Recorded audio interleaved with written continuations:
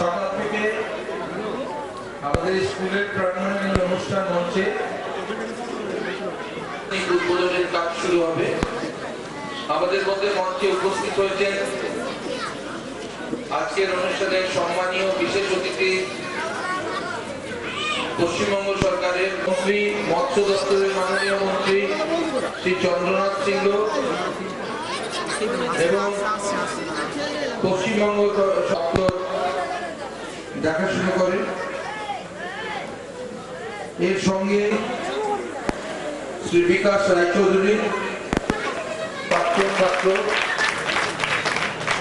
দিলীপ সাকসেরিয়া আমাদের অনুষ্ঠানের ব্যাচ পরিয়ে এবং তার সাথে চন্দনের সুযোগ পত্নী শ্রীমতী চন্দ্রমাণী মুখোপাধ্যায়, যিনি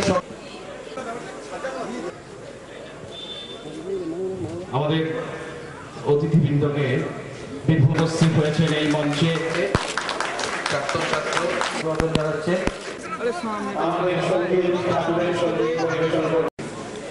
এবং আমি খুবই আনন্দিত যে সেই ভ্যাকুমটা, সেই ফাঁকটা আপনাদের মতো রামকৃষ্ণ বিদ্যাপীঠ বা বিবেকানন্দের আদর্শ গঠিত যে সমস্ত স্কুল কলেজ রয়েছে সেখানে এখনো প্রকৃত শিক্ষাটা হয়। আপনারা যারা প্রাক্তন আছেন তারাও গর্বিত, যারা বর্তমান তারা নিশ্চয়ই গর্বিত।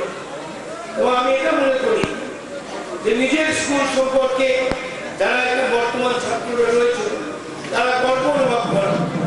আমাদের একটা কথা প্রচলিত আছে যে মত গুরু জগৎ গুরু, আমার যে গুরু সেই জগতের গুরু।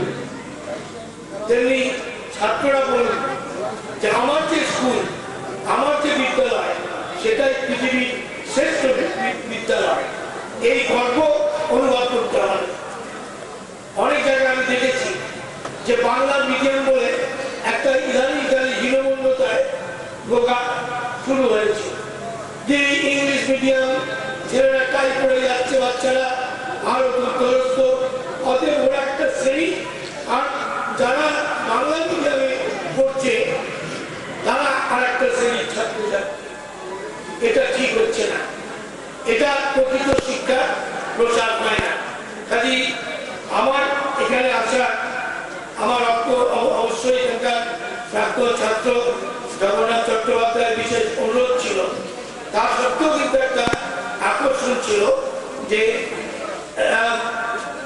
রামকৃষ্ণ বিবেকানন্দের ভাবধারায় স্বামী সত্যানন্দজি যেটা প্রতিষ্ঠা করেছেন সেখানে আসা এবং এই দুটো ইচ্ছার সমন্বয়ে আজকে এই 60 বছর পূর্তি অনুষ্ঠানে আমি আপনাদের মধ্যে আসতে পেরেছি এবং নিজেকে খুব গৌরবান্বিত বলে